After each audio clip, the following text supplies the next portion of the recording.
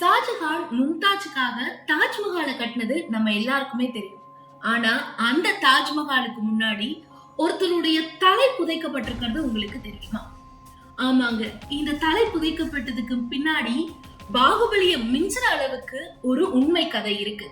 பாகுபலி திரைப்படத்துல முக்கியமான விஷயமே அண்ணன் தம்பி 2 பேர்ல அரியணையில யார் ஏற போறாங்க அப்படிங்கிறதுதான். ஆனா இந்த நிகழ்வு வரலாற்றுல உண்மை சம்பவமா இருக்கு. 2 இந்திய முகலாய பேரரசர்கள் 2 பேர்ல அரியணையில யார் ஏற போறாங்க அப்படின்னு மிகப்பெரிய போர் புரிஞ்சிருக்காங்க. இவங்க 2 பேரும் யார் அப்படிங்கிறதுதான் இன்னும் ஆச்சரியமான விஷயம். ஷாஜகான் மும்தாஜுக்கு பிறந்த தாரா ஷிகோ அவுரங்கசீப் தான் இந்த அண்ணன் தம்பிகள். இவங்க 2 பேருடைய வாழ்க்கை வரலாற்றுல என்ன நடந்தது, அரியணையில ஏறினது யார் அப்படிங்கறத இந்த வீடியோல விரிவா பார்க்கலாம். நீங்க பார்த்துட்டு இருக்கிறது கர்லி ரிப்போர்ட்ஸ். நான் உங்கள் லோகு சுஜி. தாரா ஷிகோ இவர் தான் நம்ம கதையில உண்மையான பாகுபலி.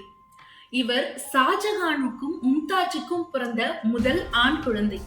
இதனாலேயே மன்னர் ஷாஜகானுடைய ஃபேவரட் மகன் அப்படின்னா அது தாரா தான்.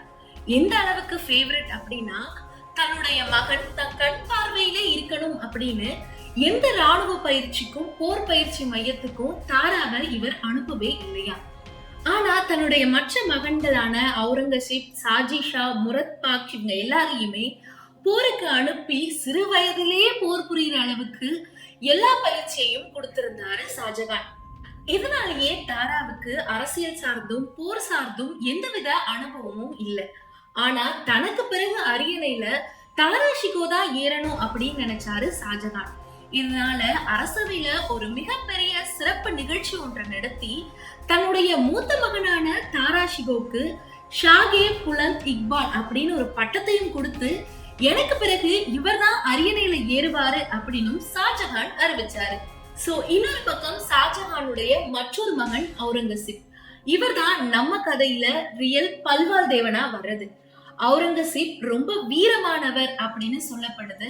போர் கலைகள், போர் முறை எல்லாத்தையும் ரொம்ப சின்ன வயசுலே ரொம்ப சரியான முறையில கத்து வச்சிட்டு இருந்தாரா அவுரங்கசீப். இப்படி பல வித்தைகளை கத்து வச்சிட்டு இருந்த அவுரங்கசீப் 1633 மே 28 தன்னுடைய முழு வீரத்தையும் ஷாஜகான் கிட்ட வெளிப்படுத்துறாரு. இந்த நிகழ்வு தான் வரலாற்றையே திருப்பி போட வைக்குது அப்படின்னு சொல்லலாம். ஷாஜகானுக்கு எப்பவுமே யானைகளோட சண்டைய பாக்குறது ரொம்ப பிடிக்குமா.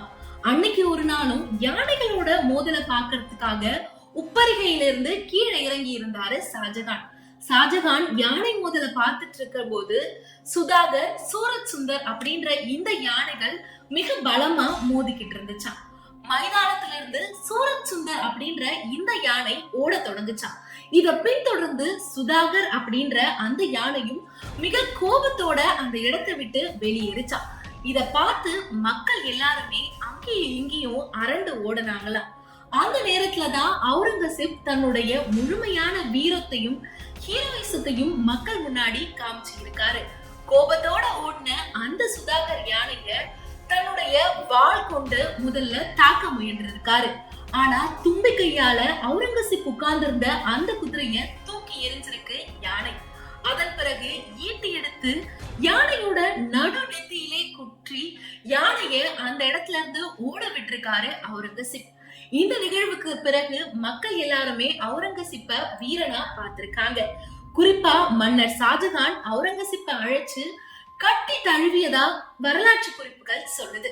ஆனா இதே இடத்துல தாரா ஷிகோவும் இருந்தாரு. ஆனா அவர் எதுவுமே பண்ணல அப்படின்னு ஒரு சில எழுத்தாளர்கள் குறிப்பிடுறாங்க. இன்னும் சில எழுத்தாளர்கள் தாரா ஷிகோ அந்த குறிப்பிட்ட இடத்திலிருந்து ரொம்ப தூரம் இருந்ததுனால தான் அவரால எதுவும் பண்ண முடியல அப்படின்னு சொல்றாங்க. இந்த நிகழ்வுக்கு பிறகு அவுரங்கசீப்புக்கும் ஒரு சிறப்பு நிகழ்ச்சி நடத்தப்பட்டு பகதூர் அப்படின்னு ஒரு பட்டம் வழங்கப்படுது. இந்த பட்டம் வழங்கப்பட்ட பிறகுதான் அண்ணன் தம்பி 2 பேரும் பட்டம் வாங்கிட்டாங்க, யார் வேணா அரியணையில ஏறலாம் அப்படின்னு மக்கள் மனதுல ஒரு எண்ணமும் தோன்றுது. தாரா ஷிகோவோட திருமணம் இப்படி ஒரு பிரம்மாண்டமான திருமணத்தை முகலாய பேரரசு வரலாற்றிலேயே யாரும் பார்த்ததில்லைன்னு சொல்றாங்க. அந்த காலத்திலேயே 32 லட்சம் வரைக்கும் செலவு பண்ணி அவருடைய திருமணத்தை நடத்தினாங்களாம். நாதிரா பனு அப்படின்றவங்களதான் தாரா ஷிகோ திருமணம் செஞ்சுக்கிட்டாரு. பிப்ரவரி 1, 1633 இந்த திருமணம் நடந்தது.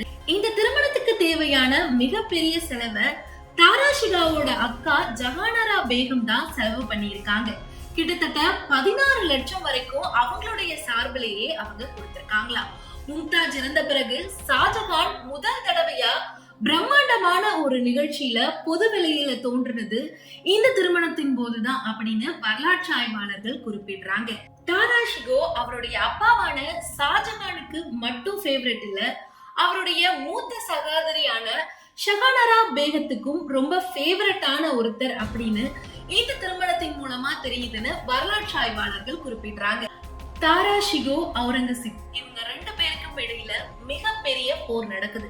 இந்த போர்ல யார் வெற்றி பெறுறாங்களோ அவங்க தான் அரியணையில ஏறுவாங்க அப்படின்னு சொல்லப்படுது. ஆரம்பத்துல 2 படைகளும் சரிசமமா இருந்தாலும் போக போக தாராவுடைய பலம் அதிகமாயிட்டே இருந்தது. போர்ல தாரா தான் வெற்றி பெறுவார் அப்படின்னு போருடைய ஆரம்பத்துல எல்லாருமே நினைச்சாங்களாம். அந்த அளவுக்கு வீரர்கள் தாரா பக்கம் அதிகமாவே இருந்தாங்களாம். ஆனா போரின் போது தாரா எடுத்த ஒரு முடிவு தான் அவருடைய தோல்விக்கு முக்கியமான காரணம் அப்படின்னு வரலாற்று ஆய்வாளர்கள் அவங்களுடைய புத்தகத்துல குறிப்பிடுறாங்க. அந்த முடிவு என்ன அப்படின்னா, கலூலிலா அப்படின்ற இவருடைய அறிவுரையை கேட்டு, நீங்க ஏன் யானை மேலேயே இருக்கீங்க, நீங்க கீழே இறங்கி போர் புரியுங்க, யானை மேல இருந்தா நீங்க சுலபமா தாக்கப்படலாம் அப்படின்னு அவர் ஒரு அட்வைஸ கொடுத்திருக்காரு. இத கேட்ட தாரா அவருடைய யானை மேல இருந்து இறங்கி குதிரை மேல சவாரி பண்ணி போர்ல எல்லாரையும் தோற்கடிச்சிருக்காரு.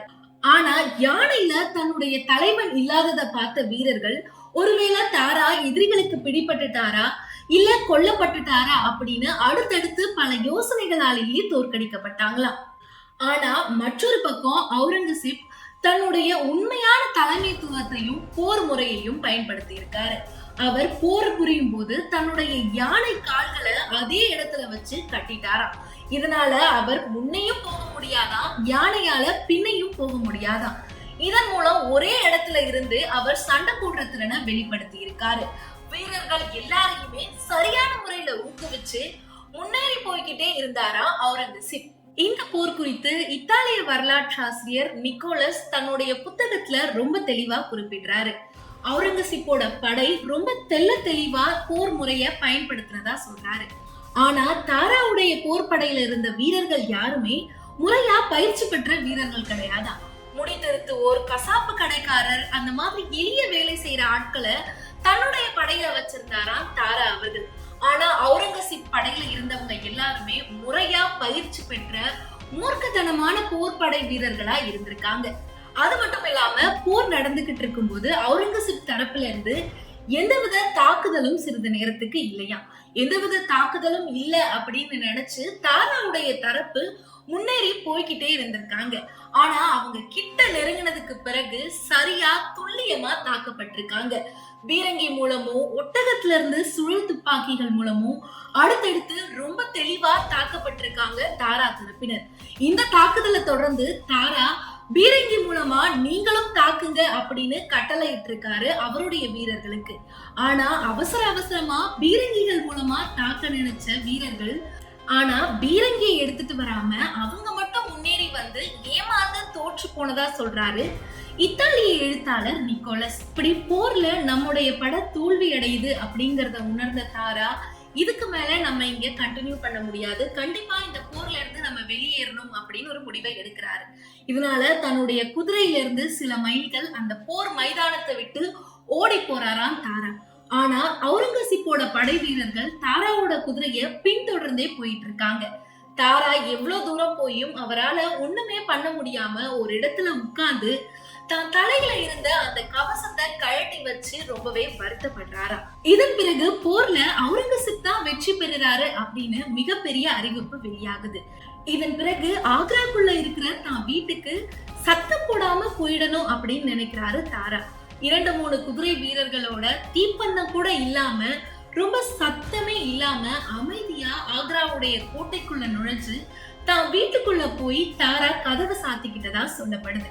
ஆனா இப்படி தன்னுடைய வீட்டுக்குள்ள போய் அடைஞ்சுக்கிட்ட தாரா நிம்மதியாவே இல்லையா. அதனால ஆக்ராவை விட்டு ஓடுறாரு. ஆக்ராவை விட்டு பஞ்சாபுக்கு போய் பஞ்சாப்ல இருந்து டெல்லிக்கு போய் டெல்லியில இருந்து ஆப்கானிஸ்தானுக்கு போய் ஒழிஞ்சுக்கிறாரு தாரா அவர்கள். ஆனா தாரா அவர்களை எப்படியோ ஏமாத்தி மலிக் ஜீவன் அப்படிங்கிறவர் அவுரங்கசீப் தலைவர்கள் கிட்டயே திருப்பி ஒப்படைக்கிறாரு. அதன் பிறகு தாரா அவர்கள் ரொம்ப கேவலமா அந்த வீதிகள்ல இழுத்து வரப்பட்டதா சொல்றாங்க வரலாற்று ஆசிரியர்கள். இப்படி போர்ல தோத்து அடிமையான தாரா ஷிகோ அந்த வீதிகள்ல இழுத்து வரப்பட்டத பல வரலாற்று ஆசிரியர்கள் தங்களுடைய புத்தகங்கள்ல குறிப்பிடுறாங்க. குறிப்பா ஒரு யானையின் மீது அவரை ஏற்றி அந்த வீதிகள்ல இழுத்து வரப்பட்டதா சொல்லப்படுது. டெல்லி மற்றும் ஆக்ரா இந்த இரு பகுதிகளிலையும் ரொம்பவே பிரபலமா இருந்த தாராவை அவமானப்படுத்தி அந்த வீதிகள்ல இழுத்துட்டு வர்றதன் மூலமா மக்களுடைய அன்பு மட்டுமே அரியணையில ஏறுறதுக்கு போதாது அப்படிங்கறத அவுரங்கசீப் நிரூபிக்க நினைச்சதா வரலாற்று அறிஞர்கள் சொல்றாங்க. தாரா ஷிகோ ஒரு சின்ன யானையின் மீது ஏற்றப்பட்டு வீதிகள்ல உலா கொண்டு வரப்பட்டாராம். அவர் பின்னாடியே அவருடைய மூத்த மகன் 14 வயதையுடைய ஷிவர் ஷிகானையும் அதே மாதிரி அவமானப்படுத்தி வீதிகள்ல ஊர்வலமா கொண்டு வந்தாங்களாம். அது மட்டும் இல்லாம அதே வீதிகள்ல அவர் நடந்தும் இழுத்து வரப்பட்டாராம். அவருடைய கால்கள்ல சங்கிலி கட்டப்பட்டிருந்ததாவும் அவருடைய கைகள் சுதந்திரமா இருந்ததா வரலாற்று ஆசிரியர் தன்னுடைய புத்தகத்துல குறிப்பிடுறாரு. ஆனா அவர் வீதியில இந்த மாதிரி அவமானப்படுத்தப்பட்டு இழுத்துட்டு போகும்போது பிச்சைக்காரன் ஒருத்தன் பார்த்து, எனக்கு நீ என்னெல்லாமோ கொடுத்திருக்கிய தாரா, ஆனா உனக்கு இப்போ கொடுக்கறதுக்கு எதுவுமே இல்லையே அப்படின்னு சொல்லியிருக்கான். அப்போ தாம் மேல இருந்த சால்வையை எடுத்து அந்த பிச்சைக்காரனுக்கு தாரா அவர்கள் போட்டதாகவும் வரலாற்று ஆசிரியர்கள் தன்னுடைய புத்தகத்துல குறிப்பிடுறாங்க. எந்த தெருக்கள்ல தாரா அவர்கள் கம்பீரமாகவும் வீர நடையோடும் சுற்றி வந்தாரோ அதே தெருக்கள்ல அவமானப்படுத்தப்பட்டு கேவலமா இழுத்து செல்லப்பட்டிருக்காரு. தாரா அவர்களை இவ்வளவு அவமானப்படுத்தியும் அவுரங்கசீப் அவருடைய மனசு ஆறல அப்படின்னு தான் சொல்லணும். இதனால தாரா அவர்கள் இஸ்லாமிய மதத்திற்கு எதிராக நடந்துகிட்டாரு அப்படின்னு அவர் மேல ஒரு குற்றத்தை சாட்டி இதன் மூலமா டெல்லியை விட்டு தாரா நாடு கடத்தப்பட்டிருக்காரு அப்படின்னு ஒரு வதந்திய பரப்பினாரு அவுரங்கசீப். ஆனா இதன் பிறகுதான் அவருடைய உண்மையான சுயரூபமே வெளியே வந்திருக்கு. அவுரங்கசீப் நாசர் பேக் அப்படிங்கிறவர்கிட்ட எனக்கு தாரா ஷிகோவுடைய தலை வேண்டும் அப்படின்னு கேட்டிருக்காரு. இதை தொடர்ந்து தாரா ஷிகோ அவருடைய மகனோட சேர்ந்து வீட்டுல சமைச்சிட்டு இருக்காராம். அவருடைய கையால அவரே சமைச்சிட்டு இருக்காராம். காரணம், அவருக்கு இருக்கிற இந்த நிலைமையில வேற யாராவது சமைச்சா அவருடைய சாப்பாட்டுல விஷம் கலந்துருவாங்க அப்படின்ற பயத்துல அவரே சமைச்சிட்டு இருக்காரா. அந்த நேரத்துலதான் நாசர் பேக் அவர்கள் வீட்டுக்குள்ள நுழைகிறாரு. தாராவுடைய சின்ன மகனை அவர்கிட்ட இருந்து பிரிச்சு அழைச்சிட்டு போறாங்க. தாராவை மண்டியிட செய்து அவருடைய தலை வெட்டப்படுது. வெட்டப்பட்ட தலை அவுரங்கசீப் கிட்ட கொண்டு போகப்படுது. இந்த தலை தான் அண்ணனோடது தானா அப்படிங்கறத சரி பார்க்கறதுக்காக அந்த இருட்டிலையும் அங்க தீப்பந்தங்களை எடுத்துட்டு வர சொல்லி அந்த வெட்டப்பட்ட தலைய ரத்தத்திலிருந்து கழுவி சரி பார்க்கிறாராம் அவுரங்கசீப். இதன் பிறகு அந்த வெட்டப்பட்ட தலைய ஷாஜகானுக்கு பரிசளிக்க நினைக்கிறாரு அவுரங்கசீப். ஷாஜகான் அவுரங்கசீப்போட பிடியில சிறையில இருக்கிறாரு. இந்த நிலையில அவுரங்கசீப் கிட்ட இருந்து ஒரு பரிசு ஒண்ணு ஷாஜகானுக்கு போகுது. தான் மகன் இந்த வயசுலயும் தன்னை மறக்காம ஒரு பரிசு அனுப்பியிருக்கானே அப்படின்னு ரொம்ப சந்தோஷத்தோட அந்த பரிசு திறக்கிறாரு ஷாஜகான். அப்பதான் அவருக்கு மிகப்பெரிய அதிர்ச்சி காத்திருக்கு. தன்னோட பிரியமான மகனோட தலைய வெட்டி கொடுத்திருக்கிறத பார்த்து அதிர்ந்து போறாரு ஷாஜகான். இதன் பிறகு தாராவுடைய உடல் பகுதி மட்டும் ஹிமானியினுடைய கல்லறை முற்றத்துல புதைக்கப்படுது. ஆனா அவருடைய தலைப்பகுதி தாஜ்மஹாலுக்கு முன்னாடி புதைக்கப்படுது. தாஜ்மஹாலுக்கு முன்னாடி அவருடைய தலைக்காக மட்டுமே ஒரு கல்லறை கட்டப்படுது. ஷாஜகான் எப்பெல்லாம் அவர் மனைவிக்காக அவர் கட்டின அந்த கல்லறை பக்கம் திரும்புறாரோ அப்பெல்லாம் அங்க அவருடைய பிரியமான மூத்த மகனோட தலையும் புதைக்கப்பட்டிருக்கும். முகலாய வரலாற்றுல சகோதரர்களை கொல்றது அப்படிங்கிறது ரொம்பவே சாதாரண விஷயமா.